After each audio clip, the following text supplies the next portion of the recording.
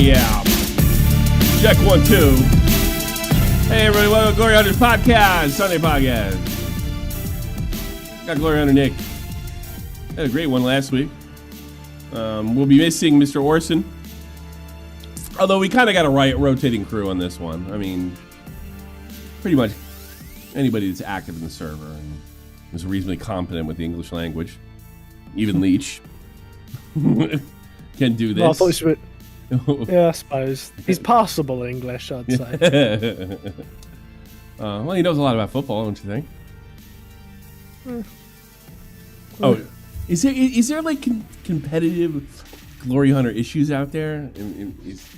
You guys not with the others, no. Because I'm the YouTuber, I'm not the expert. You guys are the experts. You know what I mean? Yeah, I just find it hard to compliment Leach, you see. So I see, said the blind man. So we'll pop it down your volume. What is going on over here? Star Wars made me nuts, dude. So unprofessional way. I have all these things that make it sound like a genuine arcade, but it drives me crazy when I'm broadcasting, podcasting. Hentai says he has a 189 football IQ. What is the IQ? Okay, I'd say get right in. Let's have this fight, so to speak. I want to have yeah. Well, here we go. And I don't know what you're going to say exactly, but if it is what I think it is, I just don't understand. Okay, let's just make this short. Rodri, Manchester great, Manchester City great. For the Ballon d'Or, probably should. Are you? Is that your pick now? That's kind of. Are you settled on Rodri for the Ballon d'Or? I am a Team Vinicius kind of guy. You think he's better than him? I can't. Ugh. Personally, yes. But I wouldn't complain if Rodri won it. Gotcha. Okay. I'm in that camp. Okay. Personally, I'd go Vinicius, but yeah, Rodri more than deserves it himself. So gotcha. No complaints. Okay. So we're good there. All right. Obviously, new Champions League started. I like it. Celtics in second place. I don't know for how long. It actually kind of kills my argument that it might hurt teams like Celtic. But so far, it looks good. It's actual Champions League is now a league. It's not a tournament that takes over because it's essentially a tournament. Now it's a league. A lot of interesting happens. Barca lost Monaco. Pretty much all the other games are no surprise. That's supposed to be what happened during regular season league play. 8 games, no break this year. You look at an English team, you got Carabao Cup, you have FA Cup, you have league play, and if you're really good, you have Champions League play. This is the first, I can't believe didn't happen sooner. This is the first complaints that, this is physically demanding to the point of being superhuman, and that's ridiculous. You get Rodri claims we're getting a lower quality of football, which there's no doubt in my mind. You're looking at serious injuries, and essentially these guys are playing 12 days a month, which is unacceptable, in my opinion. I don't think it's humanly possible. And then now we're treating them like, I mean, I hate to say this about multimillionaires, but a multimillionaire's body breaks down the same as some guy playing in the second league. And I guess he was a little bit threatening, was he not? I mean, his our only option was his last word. What was his word? I know I put it in the thumbnail. I'm pretty sure it hasn't in the article, but yeah, he said something along the lines of, if it carries on the way it is, they will have no other option than to strike. Here's the problem with striking, though. What's the big problem with striking? I'm going to ask you. What's the forget whether it's right or wrong or whatever we're going to end up arguing about. What's the biggest issue with striking? Why it's never going to happen? Why it's never going to happen? I don't know if it's because some jackass in the second league doesn't care if a multimillionaire, because the only guys that are getting worn out are the top guys. So somebody in League 2, League 1, and Championship are like, really? That's too bad. Right. Yeah. But a player strike doesn't need those players. Who gives a shit if they're on strike? If the stars are on strike. Well, it wouldn't be if they just. There's a difference between a strike and a walkout. It would be legal if it would have to be the entire union, from all the way down. of the way I understand it. You can't just the good players can't just strike unless they form their own union called the Good Players Union. Then it would be a walkout, and then it'd be a contract violation. If you strike, that's one thing. Now we're talking contract violation, which give the teams a pretty heavy advantage in court if it were to come to that. I don't see why anybody would be against this. You know, I'm watching right now. In October of because of the Super Cup, the German Super Cup, I watched the first round of the playoffs of Wehen Wiesbaden versus RB Leipzig, and the first guy who scored was a guy who would go on my New York team, Forsberg. He hasn't played since July, and if he had, he would be playing nonstop since then. Actually, since before then, since July. The human body can't take this. This is a biological argument at some point. And yeah, you can sit there and make the argument. I don't know if this is making your argument. It's the one I've seen. I'm not going to put this one on you if that's the case. They make enough, get out there and stop complaining. There are more games than weeks in a lot of these better players. Now, it's only the better players who are being really affected by this.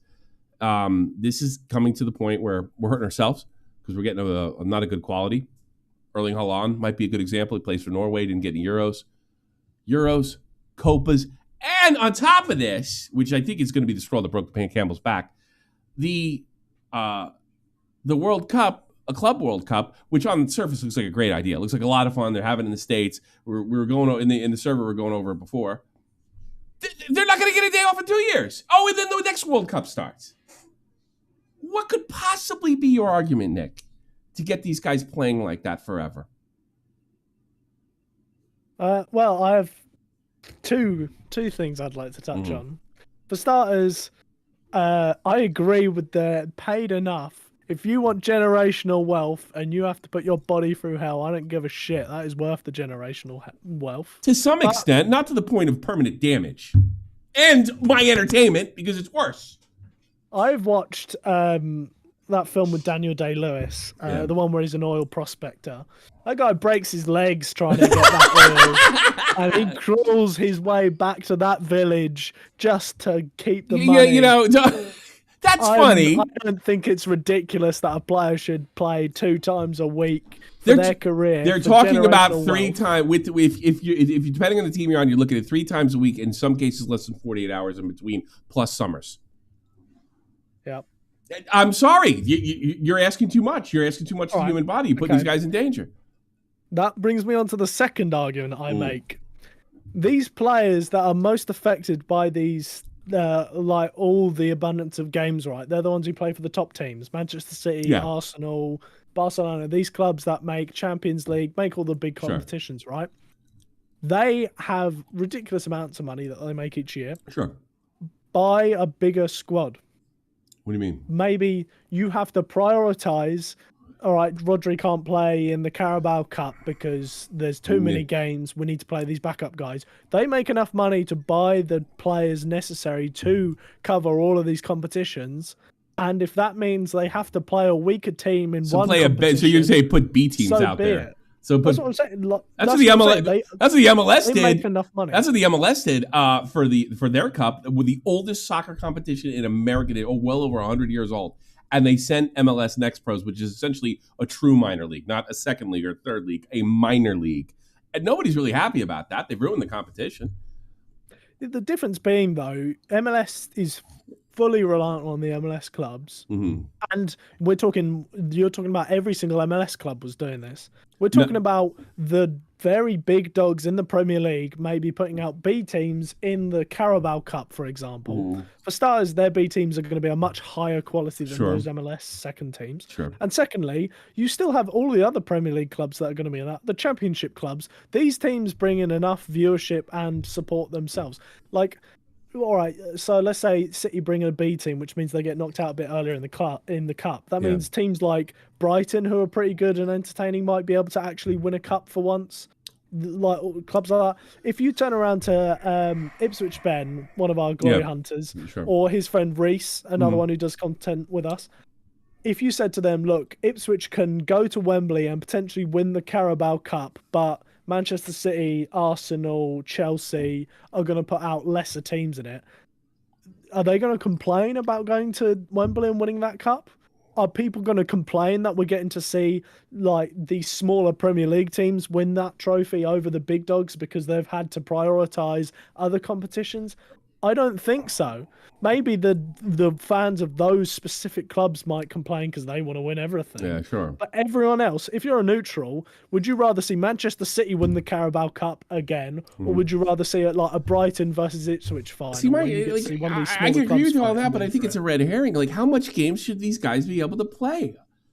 Now we're talking about saying, like, rotate, force these clubs to have to use all their massive wealth. They're buying the leagues up anyway, so maybe make things a bit more interesting by being like, look, you play too many games for you to put your best team out every single game, so you're going to have to learn to rotate more, which means you're going to have more competitive games elsewhere where these teams that have basically bought the leagues now, like we're at a point where the top teams are never going to be caught by the smaller teams, right? Because financially they're so far ahead.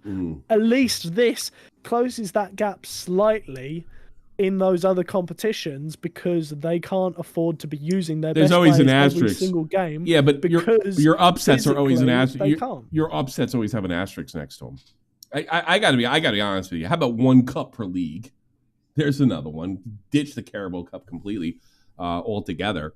I mean, I think they should probably go to some kind of arbitration and limit the amount of games they're allowed to play to. I think this is the only way to do this. They need more than 3 weeks off. Even Feyenoord Wiesbaden, who was they went all the way to promotion relegation. They finished that up. It was late May, early June.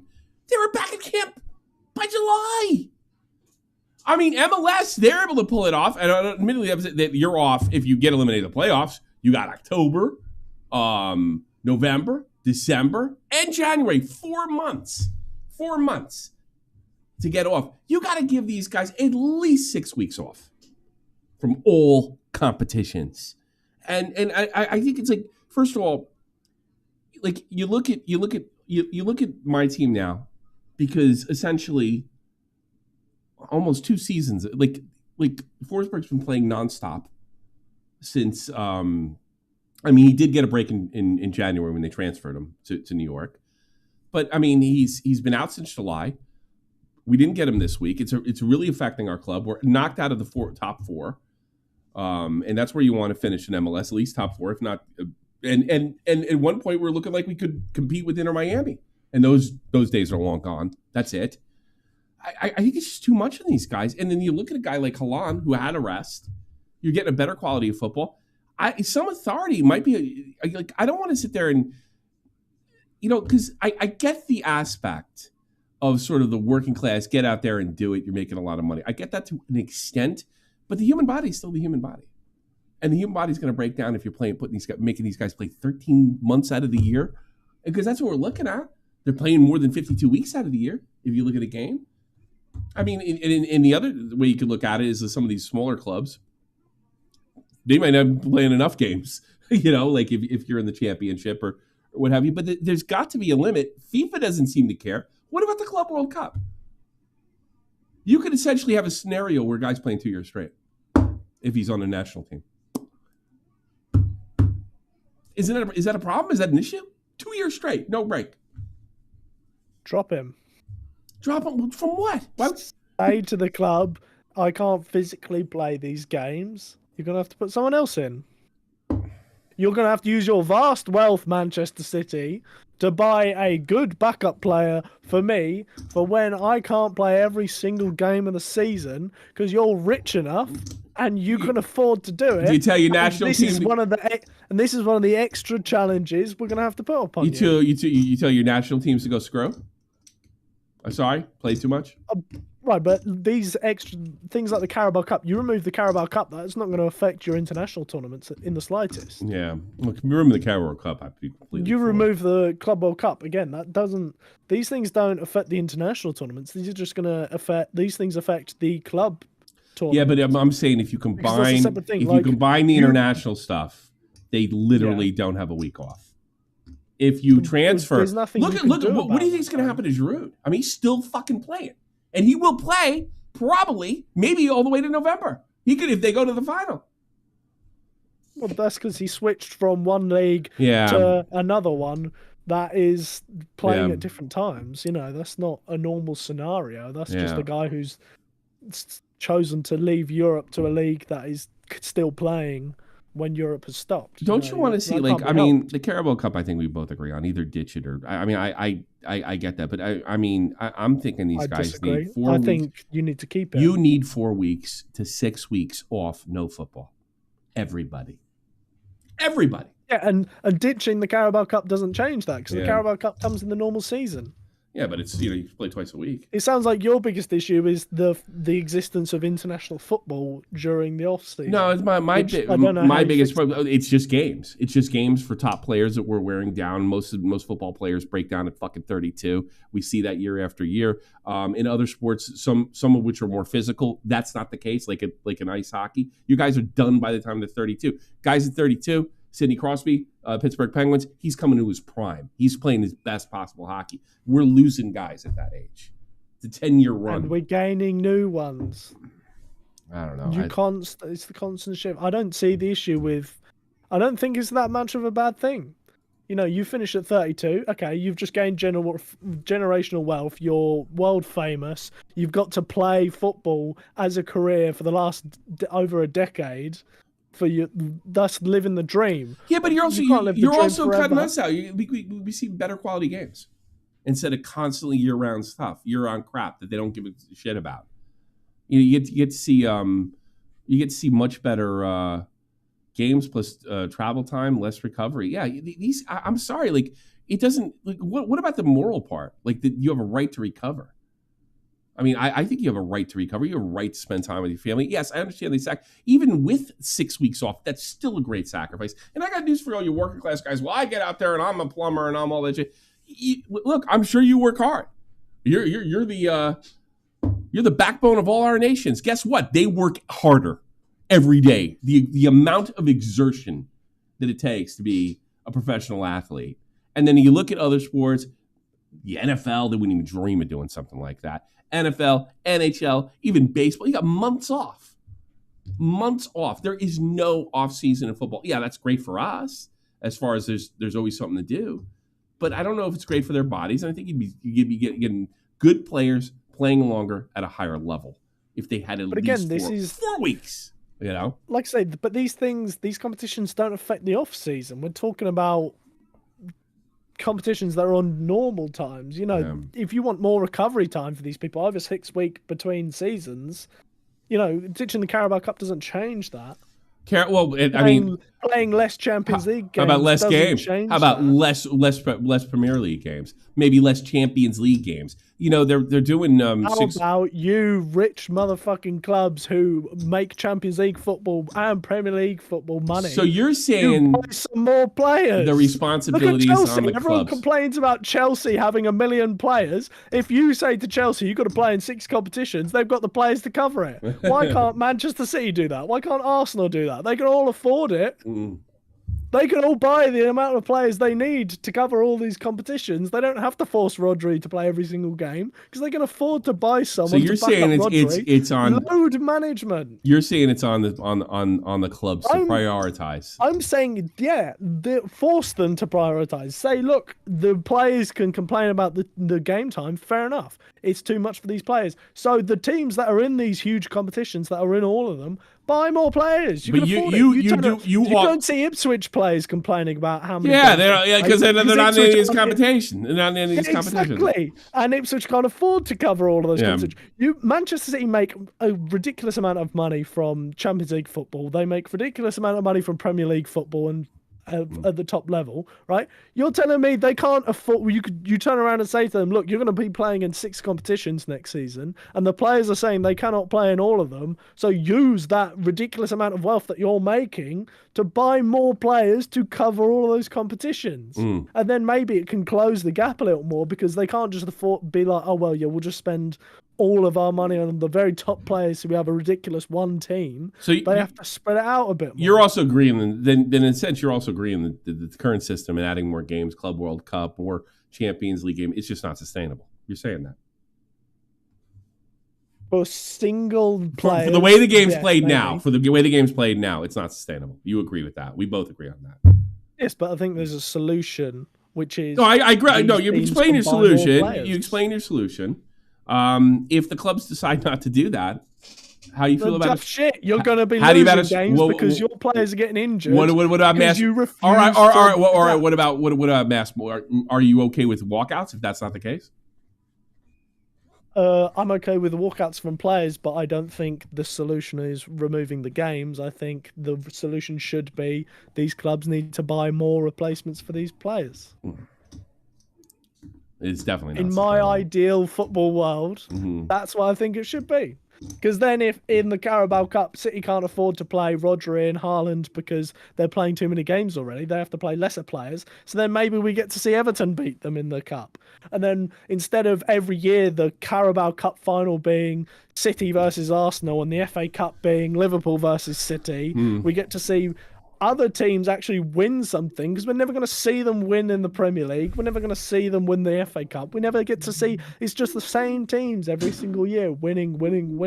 So maybe you turn around and say to them, look, you can't afford to play everyone in every single game because physically these people can't do it. So you're going to have to pay for other players and play weaker teams potentially, which gives us more opportunity for smaller teams and lesser teams to actually have a chance at winning competitions, because these larger teams can't afford to always play their best team every single week. Where are you in the Club World Cup?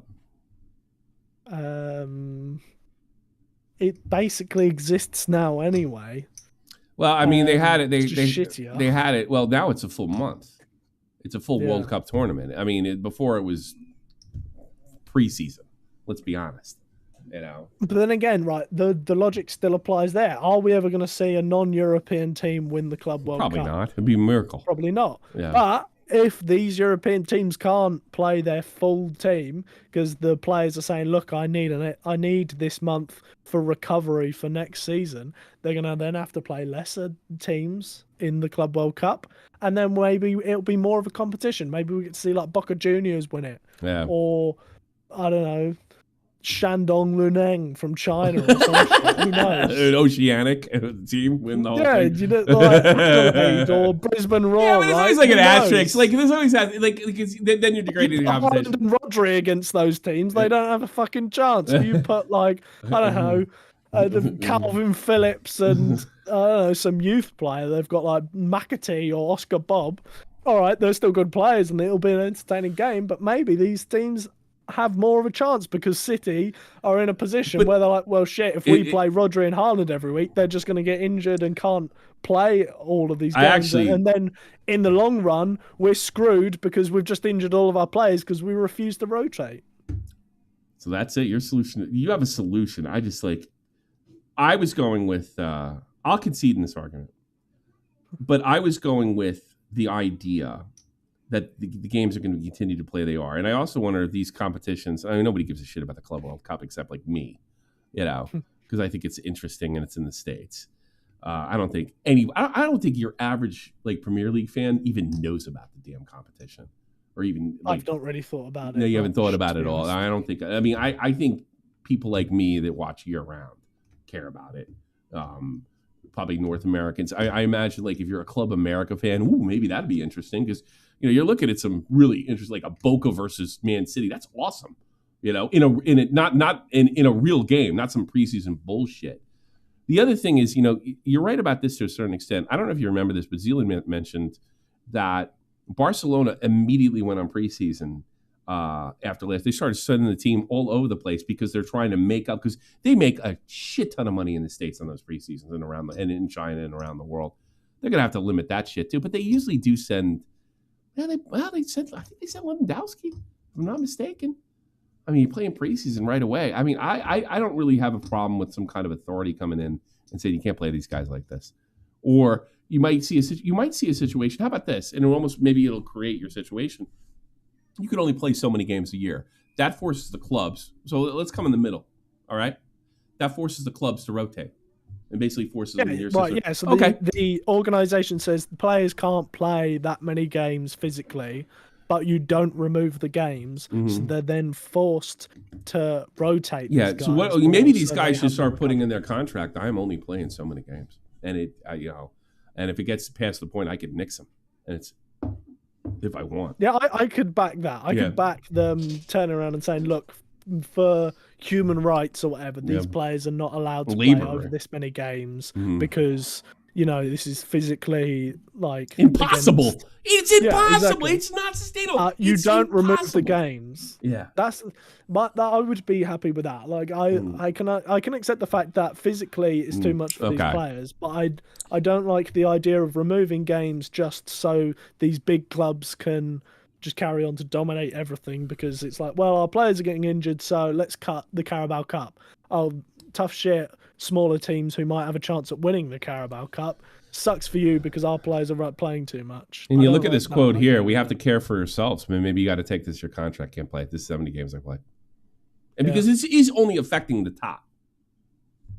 Really. Yeah, that's what I mean. That's why I'm against them removing games. It's because if this was like a full Premier League thing, all the clubs were being affected or something like that, then all right, I can understand it more. But we're talking about like the very top teams, like your Man Cities, your Arsenals, these teams who are playing in all these competitions, who are getting huge amounts of prize money and participation money, who have all the resources to be able to build squads big enough to cover the competitions. They're the only ones affected by this. So, and all you're going to do by cutting down the Carabao Cup, by the things they're doing, like removing second round replays in things like the Carabao and the FA Cup, all you are is hurting the smaller teams, because it's just giving them less of a chance, giving them less games to earn money from, just to benefit the top teams who win everything and get all the money anyway. Pep Guardiola, it's not a problem for the legs. I disagree. It's a problem for the mind. I mean, when he played, did he? There's a guy who scored fucking 10 goals in 10 seasons. When he played, did he play this many games? I don't think so. No, he didn't. Especially because he Barcelona. Mostly played in. Oh, and so yeah, he mostly played in Spain and a little bit in Italy at Brescia, and so yeah, he wouldn't have had 2 cups. He wouldn't. Yeah, 1 cup per country. Would have had less less Champions League games, I believe, as well. 1 cup per country, please. I mean, God, it's interesting now. It's funny that you mentioned. Looking back, because I didn't like the fact that they got rid of the U.S. Open Cup. And it's not that they got rid of it; they did what they sent minor league teams to.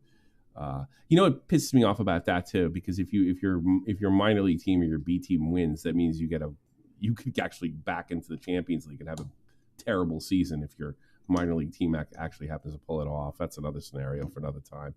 But your boy, the greatest football mind of all time, he says it's a problem for the mind. I think it's a problem for both. And he's saying this because he manages one of those top clubs. That's true. Think he'd be saying this if he was Ipswich manager? Yeah, but I mean, Craig Burley said, and he's against more. He thinks the strike is ridiculous because they're never going to get the lower, because they're for what I said before, they need the lower clubs. But he does think that less games is reasonable. I don't know if I've heard your solution. I'm a little taken aback by it. I didn't expect it. I've thought about this for like the past week, because you're going to argue. The solution I came to was, all right, less games for the players, but not less games for the clubs. Not less games for the clubs, less games for the players. They're going to have to manage. They're going to have to pull some management. But playing 12 months a year is just ridiculous. You got to have some time off. I don't even think my team gets enough time off.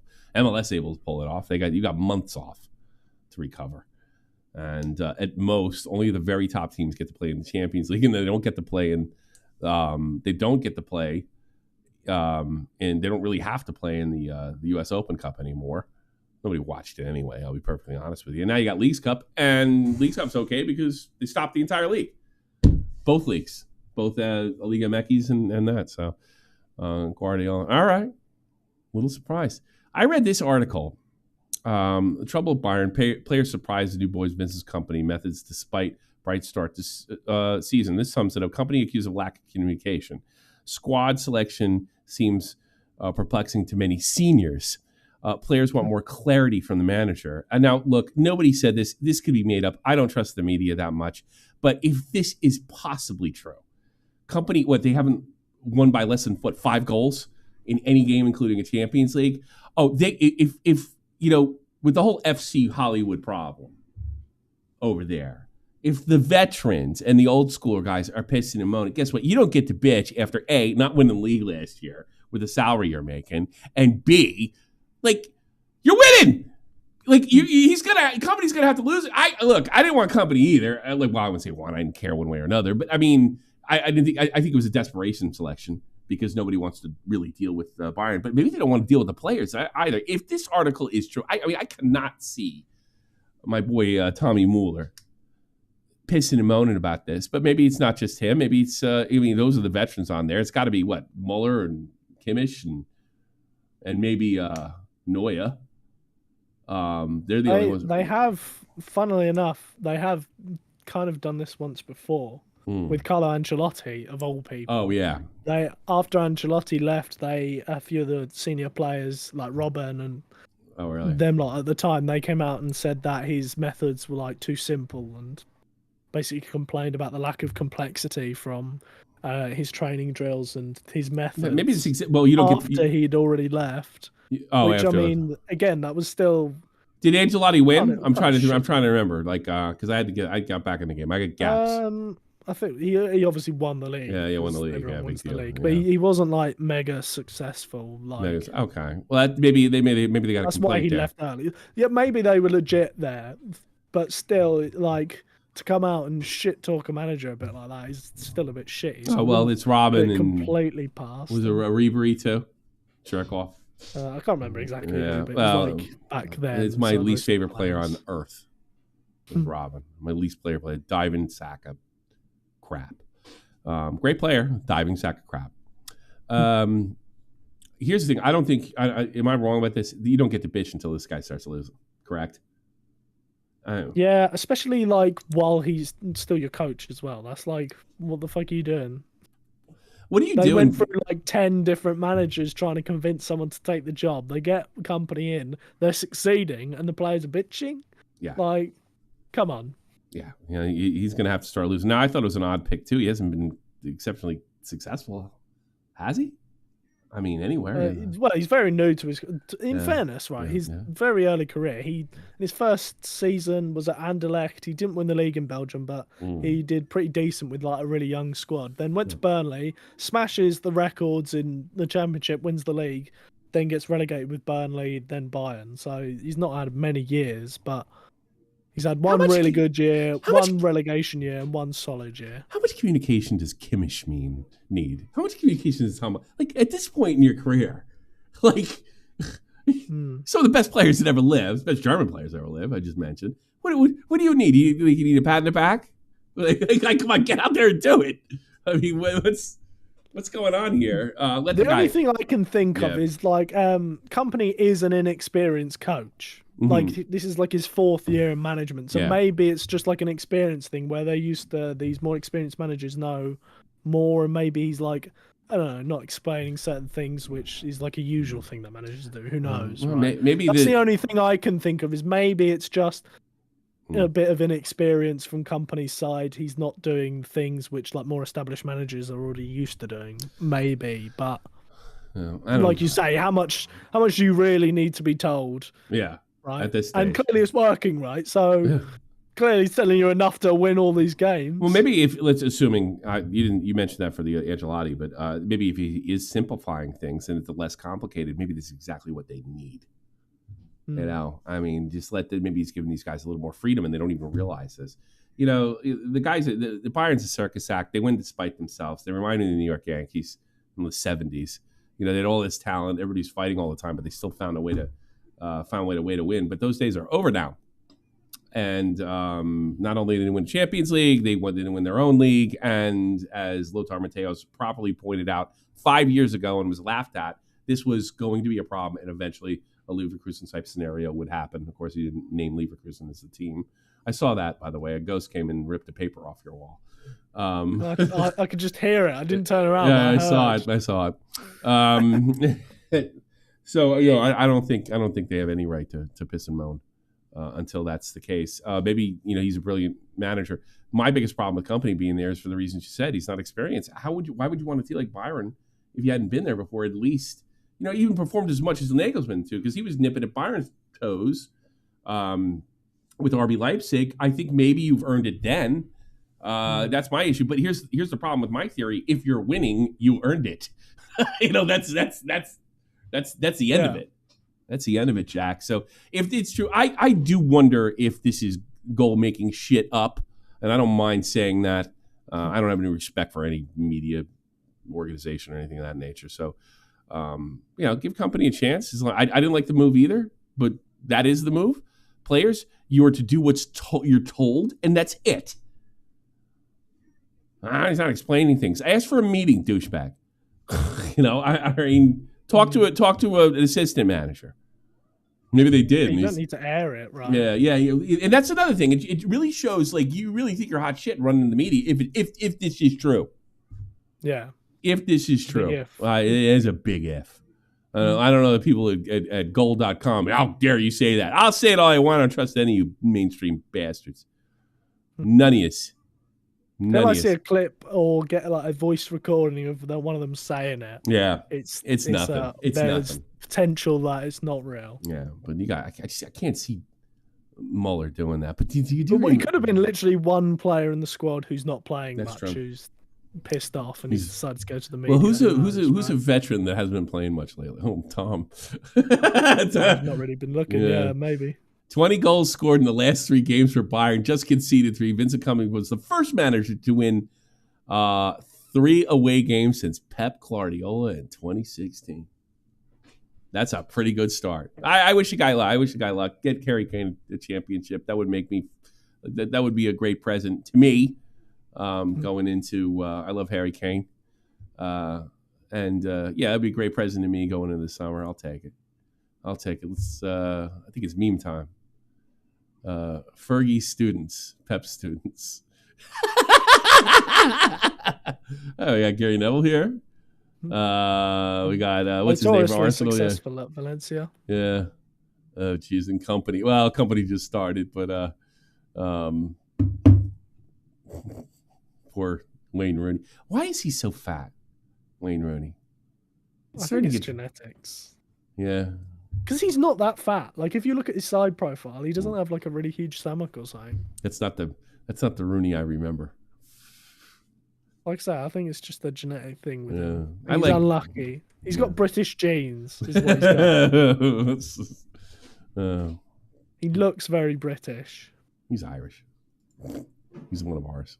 Did he play in the Irish system? Did he stab everybody in the back like Declan Rice and did? No, he didn't, though. Fair enough.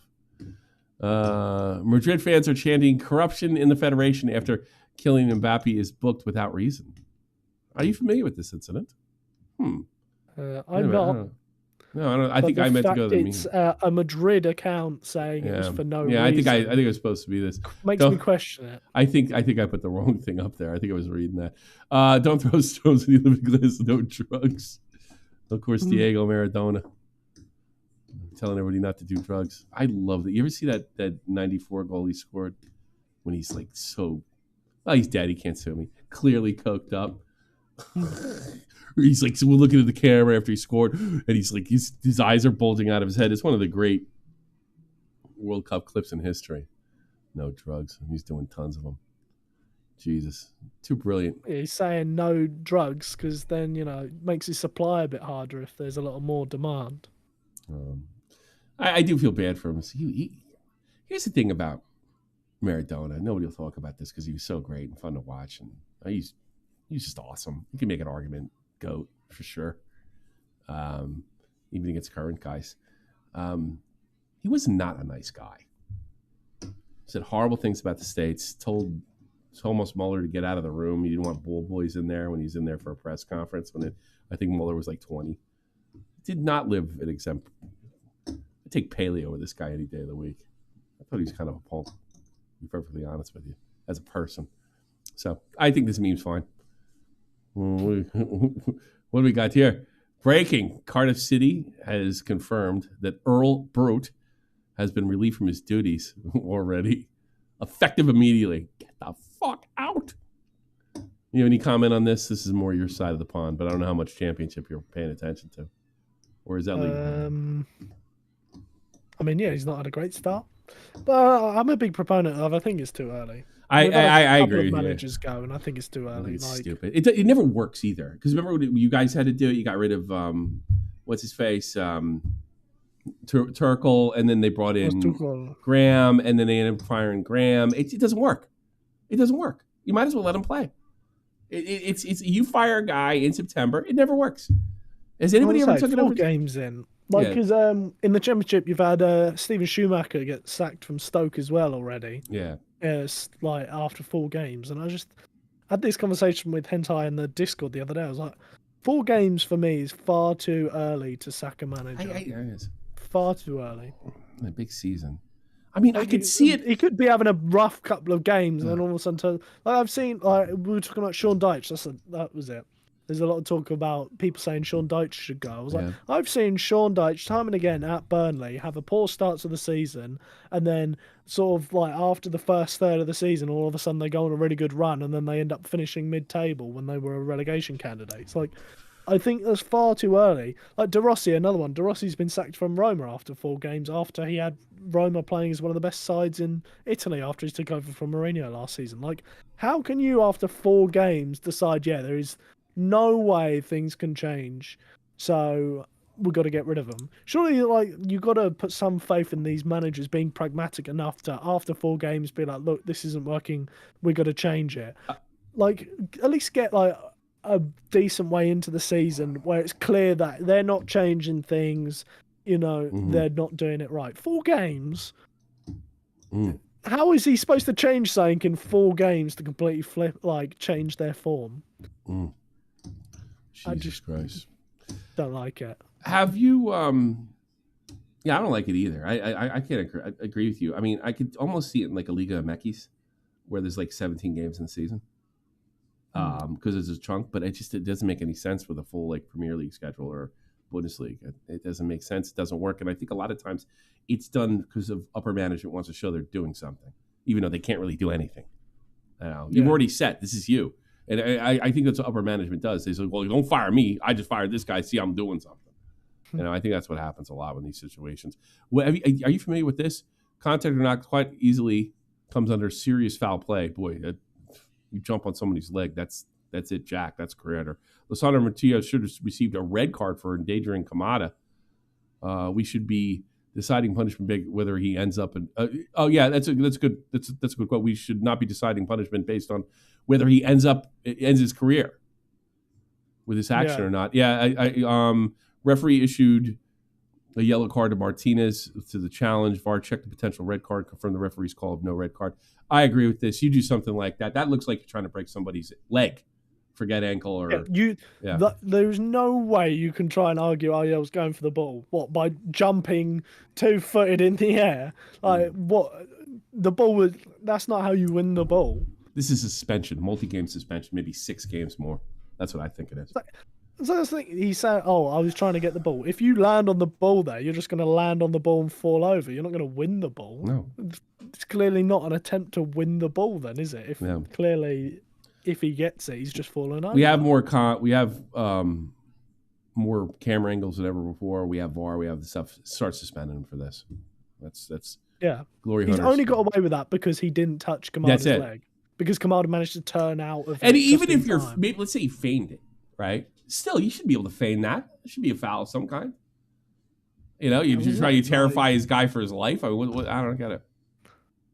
That's the thing. Like, you turn up and you shoot at a guy with a gun, but you miss. You're still getting done for attempted murder, right? Because you still tried it.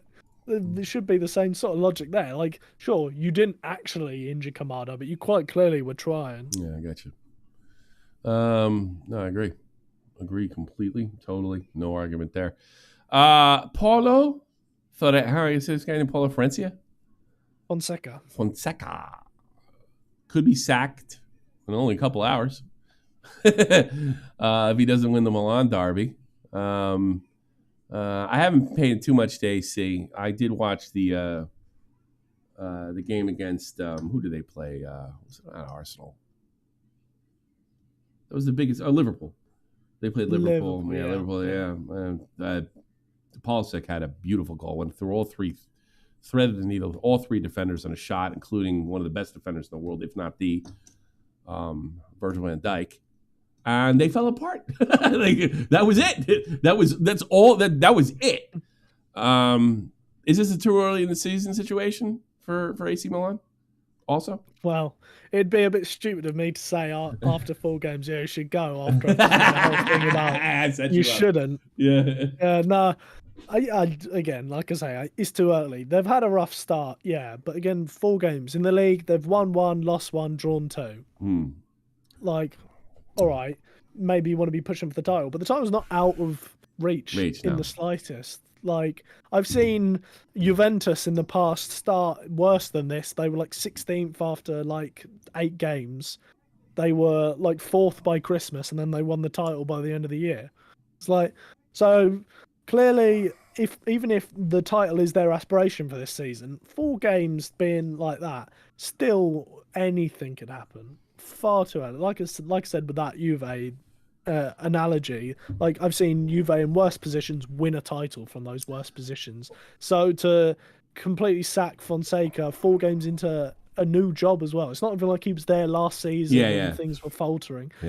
He's had 4 games to manage the club. Yeah, it does. It's insane. How is he supposed to imprint his style and get the players on board and have bring the success after 4 games? Communicate less. That's a big ask. Communicate less and confuse them like company. Don't talk to them. But that's the thing. Is like, and it's not like Milan were flying last season either. Yeah, no. You know, they had their issues last season as well. So I think 4 games to give to a guy to completely turn them from a side that were a bit inconsistent last season to winning every single game is unrealistic and. You know, stupid. Why hire a guy like that if you're going to sack him 4 games in? Clearly, you saw something in his past at his last clubs that made you think, he's a good option to go. Yeah, but I want to show everybody upstairs that I'm doing something. I want to show everybody upstairs I'm doing something. Yeah, it's just stupid. Like you've backed this guy by giving him the job. Give him a chance to actually do what you thought he was going to do before you make that decision. And out of all the big 5 leagues, Italy is the most interchangeable as far as championships are concerned. It's not a guarantee. Like every year you go to Serie A, you do not know who's going to win that sucker, which makes it a great league, if you ask me. Yeah, since like Juve have fallen off the top, we've seen like Inter win it, Napoli win it, AC Milan win it. You know, it's open and teams don't run away with the league really. And like I say, 4 games in, he could still go and win the title now. Yeah. If they stick by him and he turns, his methods start to work, we could be talking about Milan winning the title with Fonseca this season. And they're talking about sacking him potentially already. It's just ridiculous. I got a story for you. I was glad Hentai's are like our newsman. He posted this. I can't say Carlos Quinqueda. I can't say his name. I think he should be in jail though. You tell me if I'm wrong. Admitted that he refrained from giving Lionel Messi a yellow card, which would have caused him to miss the 2007 Copa America final in exchange for a match-worn jersey. That I got a problem with that. Speaking to ESPN, I can't believe he said this, first of all. It just tells you how much fucking corruption's in FIFA. Former referee Messi was a yellow card away from missing the Copa America final. There were 2.5 minutes left. Out of nowhere, Messi received the ball and touched it with his hand, but in the middle of the pitch. Okay, that makes better. So I told him, this is a yellow card, but it'll cost you your jersey. And I didn't show him the yellow. Now we're going to get autistic Messi. Messi wanted to take his shirt off on the pitch, and I told him, no, wait through the dressing room. He should have took it off and then told everybody this guy doesn't belong. You got a problem with this? I got a huge problem with this story is true, and maybe it's a joke. You know. I mean, I hope it's a joke because that's match fixing. Yeah, right? I know. Maybe it's not for money, but that's literally match fixing. It's literally match fixing. Whatever, a jersey's probably worth 10,000 euros. Easy. Especially now. If he held on to it and it's like Messi went on to have the career he had. It's like that thing is worth a lot of fucking money. This is match fixing if he's not taking the piss. Like we was just saying it in a jokey way maybe. But if he's being legit and he legitimately did that, that is match fixing. I agree. That's if the referee wasn't even close to Messi when this happened. Oh, there it is. Oh, so they're showing the actual game here. Does he walk over to Messi? He says he wasn't even close. Oh, maybe it's a joke. I don't know. Now he they're speaking cuts the off truth. before he walked over, so yeah, maybe he just told. I mean, the fact that he's so open about Max. Maybe he's busting balls. I don't know. Honestly, he's probably not reffing anymore. It's 2000, a long time ago, but I don't think the guy should be a ref forever. He's probably retired now. He can say it. I don't know. Maybe he was just like Joe, like said it in a joke. And then Messi takes his jersey off. Like he didn't legitimately. He was like, "Oh, this is yellow, but I'll swap it for your shirt." Something like taking the piss. Like wasn't actually going to yellow him in the first place.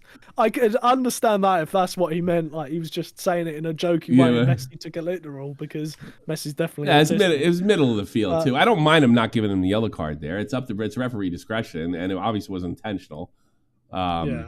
So that's but if it was in the final third and he didn't give it to him, that's a little different. Yeah, like I say, my hope is just he said it as a joke and Messi took it literally because Messi has autism. You think Messi really has autism? Clearly, he wanted to take a shot off in the middle of the pitch. That's exactly what an autistic guy would do. Oh yeah, sure. Yeah. Oh no! He took it literally. Everyone else would understand that, but an autistic person or laugh, get the nuance of it. I think it's the best evidence we had. I think we solved the autismo crisis or the rumors. Arne Slot, for sure Darwin Núñez will get his chance in the near future. We play a lot of games. He's fitter now. But he's in competition with Diogo Jota, who in my opinion, has done really well in games. Yeah, I guess he's Núñez has been a bit of a disappointing past 2 seasons for Liverpool. I don't think he's really lived up to what they had hoped. I think putting Jota in there is mighty fine. Any disagreement here?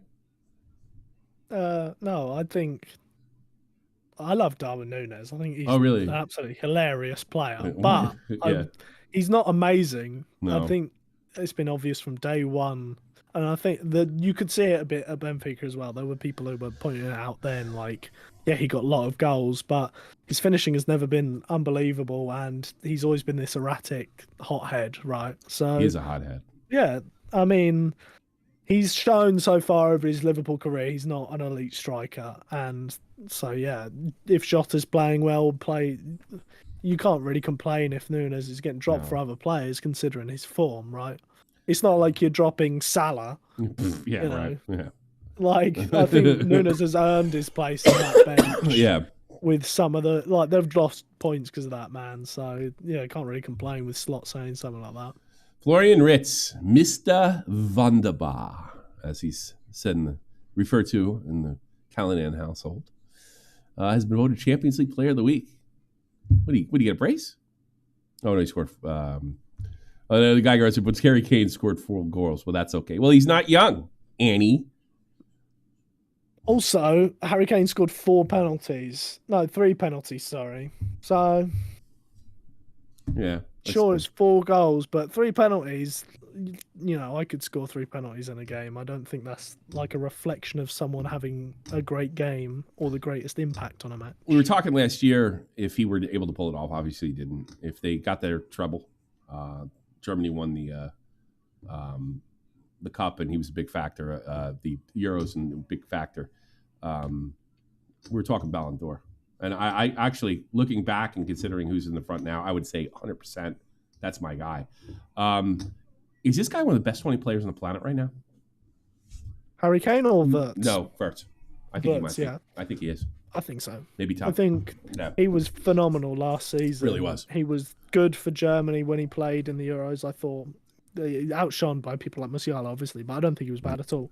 And again, he started again hot this season. I think it's hard to deny how amazing Wirtz is. I think, top 20 is top 20. I'd have to go over it in my head, but I think top 20 does sound right to me. I think, he's just consider when you broke it down, right? Obviously, I'm kind of pushing for Rodri to win the Ballon d'Or. I like him a little better. I think I also, just by the way, he carries himself alone much more professionally than Vinicius Jr. But I can make an argument Vinicius should win it. As long as Bellingham doesn't, then I'm fine. Yeah. Big phony. The other thing you mentioned, they're calling him a Rizziala over here, that is because I've said this before that I didn't think that I thought Musiala was a little overrated, but I think he's actually kind of answered the bell, and now he is what they say he was or what he's supposed to be, and these guys coming together, it is going to be frightening. And it's one of the reasons I didn't want him to get rid of Gerdogan because I wanted more experience in there. Gerdogan, he quit. I mean, he quit for international, with Tommy Muller and Neuer. I would like to have a guy like that going into the World Cup. But if these guys can continue to get better, they're so young. There's no reason to think so. Germany's got to be a favorite going into the World Cup next year if they can keep this pace up. And now they have to qualify. So now you're going to get a lot of all that kind of. Now they're going to play meaningful games going into it for the next 2 years. If this guy gets much better, I think they're look out. Germany might have 2 World Cups in just a little over 10 years. I think that's a very big possibility. And you feel? I know you're half German, so you're half biased.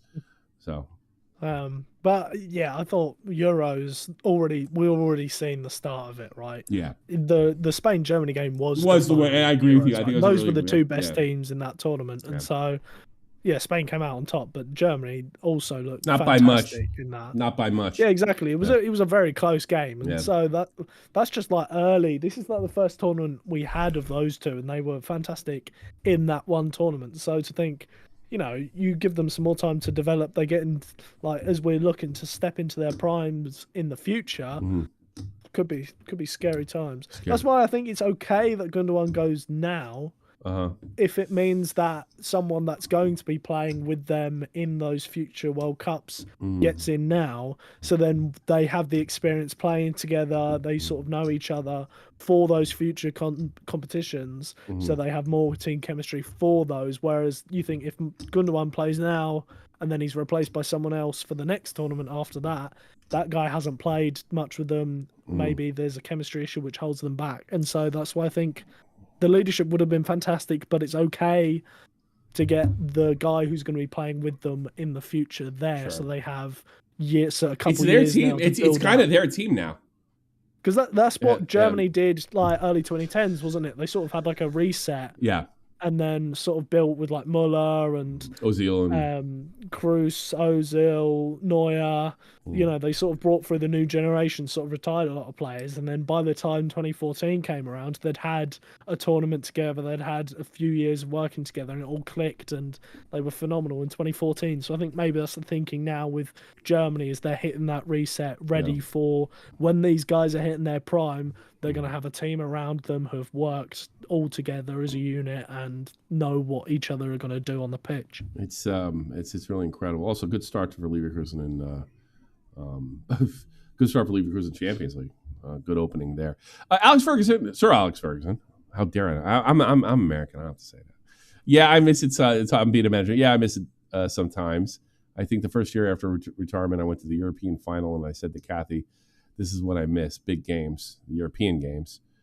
So I went to most of the European finals because I find something I can relate to, something I would like to have done every day, because there are big events and Manchester United should always be involved in. And this. I guess this is Manchester United bashing time. They haven't really done shit since. This is one of the best teams for pretty much from the 70s on. Now, he had the best part of it, for sure. I don't know. Where do I phrase this? But you don't... All right, I know how to do this. But you don't think he's as good as Pep? Yeah, I do not. And I think Pep has shown himself to be the better coach. How can you say that as an Englishman? Because he's Scottish. No, that's true. I didn't know how to twist this. I didn't know it because he's Scottish. There you go. All right, let's move on. I do my best. It's official. Lionel Messi is the player who sold the most shirts in the MLS season. Shocking. You can't really go anywhere without seeing this jersey, by the way. Even in Braintree, I see kids with Miami Messi shirts, which angers me. But Tommy's got one. I got two. I got one I don't wear, though, in fairness. It's acceptable for you because you have your Wiesbaden shirts and you go to Wiesbaden. Sure. It's unacceptable for these children where their parents don't introduce them to their local and they buy. No, but all the kids are like that. Well, Tommy's got a million different jerseys too. He's got full kits. He's got a Pulisic kit. He's got a Messi kit. I'm okay with that. Yeah, I'm okay with that. But when I see loads of kids in Braintree wearing Messi shirts and Ronaldo shirts, but none of them wearing Braintree shirts, it's a disgrace in my eyes. Yeah, I would. But if I was over there living, I would have bought him the Braintree shirt. I think that's fair. Yeah, but he's got. I'm okay with them having these shirts as long as you are introducing them to their local team. Yeah, that's fine. Fair enough. Luis Suarez coming number 2. Dennis Bouanga number 3. That's nice. So this has got to be. I mean, they have worldwide delivery. By the way, it's like $300 to get one over here in Europe. Because first of all, MLS makes the best jerseys in football. Period. Then it's $200 for an authentic, numbered authentic, and then you got to spend $100 to get it over here. Ridiculous money. Bouanga, number 3, is definitely. I thought he was French. What the hell flag is that?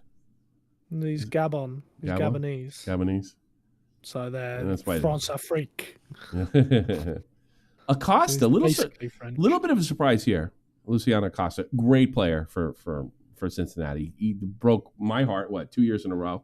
Could very well break it this year with my Metro Stars. And Chucho, this is all about right. You know what's nice to see here? I'm surprised. What's his face? The big, tall, gawky midfielder. I can't remember his name. All of a sudden, Baguettes. Who? Baguettes. Oh, Busquets. Yeah. Baguettes. Then he would be French. I'm surprised he's not on here as well. I'm a little surprised. So we have 2, Bouanga, Acosta, and Hernandez. They're MLS guys.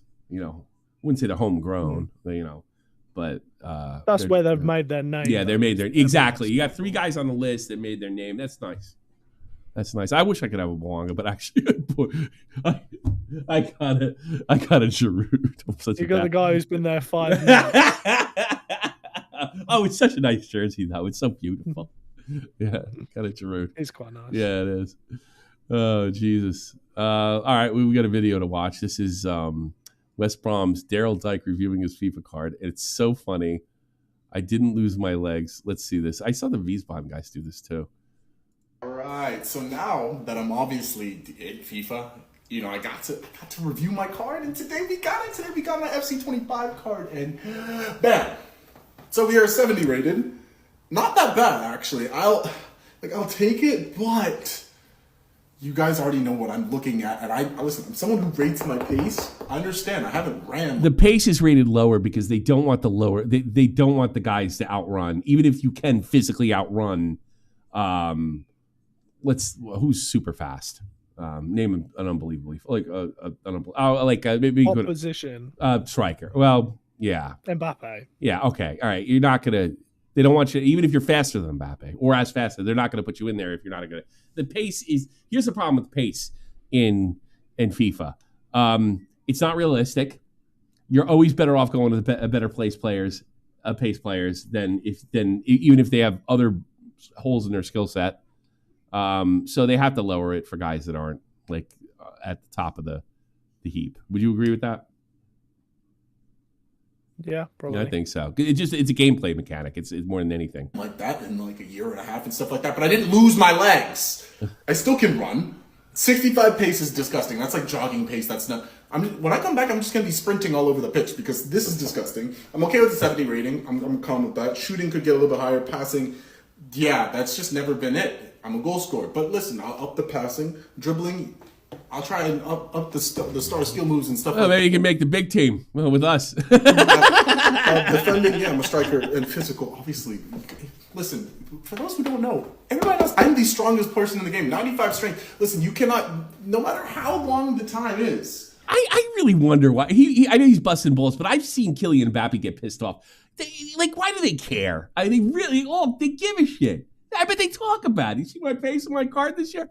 It's unbelievable. I'd It's still care. going to be 90. I'm sure his pace is higher than that. It's just a gameplay thing. Strength is still going to be the strongest person in the game. So what we saying about? Ain't no silver card players is going to have a goddamn. No 70 is going to have a 90 or an 8, even an 85. They do on pace. Yeah, on pace. Card. All I know is I got. They're pretty consistent. Like, you can Well, how have accurate do you think his players that'll be card? really And you're fast. more familiar with him. He plays in. You're more familiar than I am. I haven't really seen him play for Team USA. So, how accurate is that? in your head? Probably.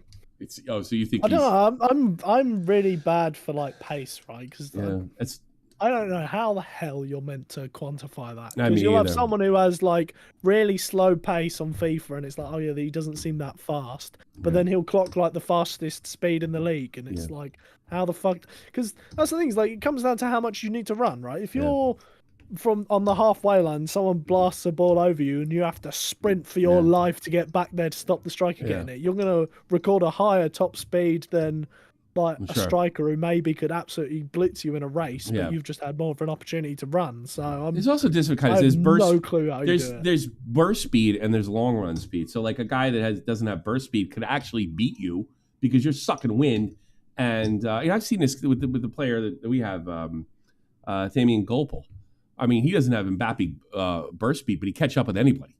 You know, I mean, it is really frightening when he gets it. And I've also seen guys that slow down when they have the ball, and I've also seen guys get faster with the ball. I've seen that before. I remember when Hollabach was over here. I would see he's fast. Don't get me wrong, but with the ball, he ran faster than most guys sprint. I don't know how he did it. You know, so I think it's a weird thing. A bone to pick with EA because I didn't Can't take this literally. lose my legs. I didn't lose. I will be back. I'm just gonna be sprinting all over the pitch. So when people see that, it's because of EA. That's why. Well, good luck. You're American, so I like you. Also, Salvatore Schillaci. I remember him from 1990. He went berserk. I mean, Germany still won, but he went like absolutely berserk. He had an interesting career because he wasn't. I wouldn't say he's not a great player. Anybody gets that far, plays in like a Big 5 league. I don't want to say they're not a great player, but he certainly wasn't a top 20 player at any point in his career, was he?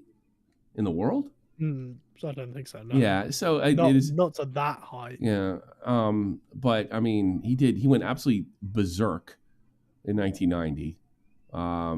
Beloved in Italy, absolutely. Not the craziest club player, but I mean, it is a shame. He had a respectable career. Yeah, good. Yeah, I see. That's the thing. I don't want to put him on the same page as Henry, but I don't want to disrespect him either. You know what I mean? Yeah. Yeah. I think that's really what I'm sort of getting at here. I'm sorry to hear. Oh, died awful young, 64. Jesus Christ, he's only like, oh God, 14 years older than me. Eeks. And he didn't have to play 60 games a year. So clearly it's all You're an asshole. False. You are an asshole. God. Oh my God. I don't even know what You're a prick. You're a prick. Oddballs. What do you got? So I obviously sent you some links about the Phoenix Trophy is back. Let me try. I spoke about it in a previous podcast about the non-league Champions League. I'd like to call it the Phoenix Trophy. Did you send it to me? I don't see you. Phoenix. Discord Okay, here we go. The Phoenix. There we go. That's the YouTube channel there. Ooh. So that's where they stream all the games for free on YouTube. Well, so if you want to check it out, you can watch all their games on YouTube. They had one last night where, like in the 76th minute, the floodlights went off, so the game went. All right, explain. black. That's the thing. You explain what this is again for fun. So the Phoenix Trophy is basically non-league Champions League, like I said. So they get a bunch of amateur or semi-pro clubs. Teams that like the English teams that are in it are at a lower level than my team, Braintree, who play in the National League. Okay. And it's like a Champions League. So they play teams all across Europe. So like last year, the final was FC United of Manchester against Prague Raptors. And you've got like Sonnenberg, a German team, are in it this year. There's like some Polish sides. But they're all like semi-pro, like non-league sides. playing European We football. should do the against each final. other. We should do a watch along on the final, huh? Yeah, like I say, it's really cool. Like I say, they stream it all for free on this YouTube channel that I sent. I also nice. sent you the website where they show you the schedule for the games that are upcoming. But like I say, the game was on. They had a game last night. It's back, so if anyone's interested, you can watch it for free on YouTube. And I just think it's really cool. Like non-league Champions League, like usually you think that's reserved for the very best teams, and then you've got teams like FC United of Manchester and Lewis FC and Enfield, I think, are in this year. And these teams play lower than Braintree's level, and Braintree don't play at a very high level. So it's proper like Sunday league sort of football, but all across Europe. So that's cool. Yeah, you're like Athletic Sonnenberg. That's Saxony side. team. Yeah, that's pretty cool. Yeah, making so that's back. Yeah, you like some lower leagues get in Europe. That's like awesome. Check it out. I just subbed them, so I would definitely check it out. Free and fun, says Messy Goat, and I'll put that in the chat for y'all. Check it out. Who knows? Maybe somebody you know could be playing in that thing. I hate to say it, I don't have a good oddball this year. I think my oddball was Messi being autistic. Maybe I'll get one. Maybe I'll get one on next week. So yeah, check out Phoenix. I like to get the oddballs to be like a regular thing. And yeah, let's plug. We're a community channel. He just got his streaming stripes. He's going to be streaming FIFA. Or you might even be doing your own shows and stuff, right? Right in this channel, correct? Yes. Yeah, he might be doing his own shows. We were looking for talent. See what happens. We are looking for talent. We do watch-alongs. We watch games inside, so it's like a club. There's guys in there right now watching Arsenal and Man City. There's plenty of free games. We're looking for content creators. It's really easy. I'll just give you like an end card and you go to work. You're in your trust. I'll give you access to the channel. And you can do it. And we're looking for lots of people to get lots of other stuff, whether you're doing rants or on your own team. You don't even have to do that. Give me football content. If you play Total Football for, what is that game? I even bought a card. If you're into that, bring it on. Spread the word. And we'll be trying it. We really could use a clip guy for this particular thing, because I ain't got the time to do it. We really could use a clip guy. And and that's pretty much it. Join the club. It's Discord. It's 100% free. Get to know us. We'll give you, if you want to get something up, you let me know. We'll get it up. And yeah, Nick was right along. That sounds cool. Yeah, it is. Tommy, if Tommy likes the amateur Phoenix trophy, we'll love the second string players to fill the extra games. Yeah, they need second stringers. Too many games. That'd be funny, wouldn't it? Like non-league players, like the like second division sides and like the third division sides don't go on strike because they're like, oh yeah, screw the rich guys, and then it's just like these non-league amateur footballers coming out with the Premier League stars on strike. Also, you can call in if you got this. Discord's a real important tool to have, and nowadays just get with it. You go into the queue, we pull you in if you want to talk about just about anything. We'll do that in the future. I don't see anybody in there now, but it's something we can do in the future. We probably should start giving callers. So this is probably one of the bigger shows we have. We had over 10 at some point. You said Discord is free? Yes, it is. Yes, it is. Interesting. Of course it's free. Our Discord server's free. I haven't charged anything. Oh, this particular one. My Shop for the Point ain't free. That's a whole different story. It's my business. This is my hobby. And you were doing that. Also wanted to let you know, and we might be, I'm trying to get Biscuit because, so this maybe is my quasi oddball. Hudson River Derby, really important. Two teams are very close to each other in MLS. We're coming to the last couple games of the season, and we will see it played in Yankee Stadium. I think maybe one of the last times. I don't know if the new place opens in Queens next year. So yeah, check Hudson River Derby. It's I don't know if it's this year or next year, but NYCFC is moving. I saw their stadium; it's like awesome. And if football could ever take off over in New York area, you got a beautiful stadium in New Jersey, and you have that rivalry. It could be something.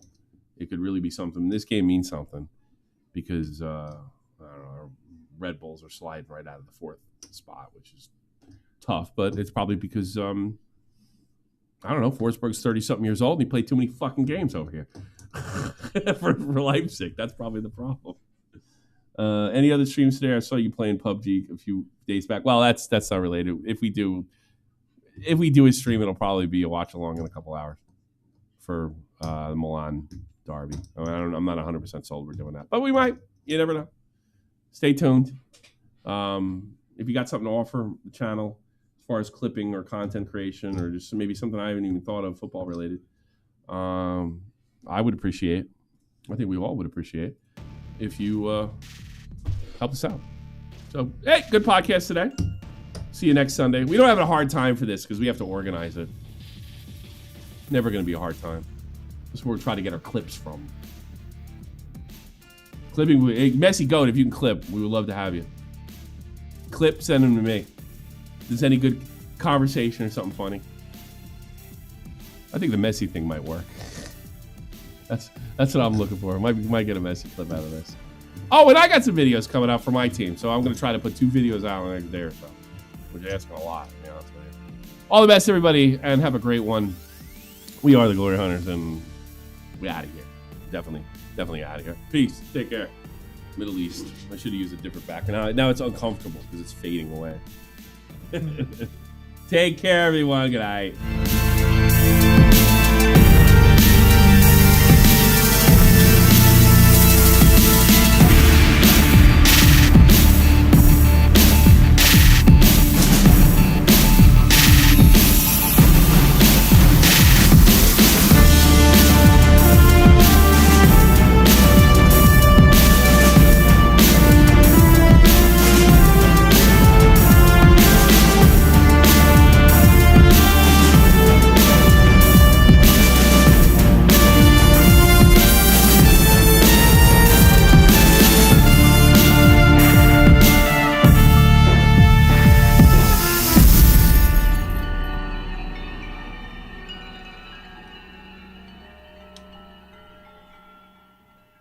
He's autistic. he's actually autistic. Give me a shirt, son.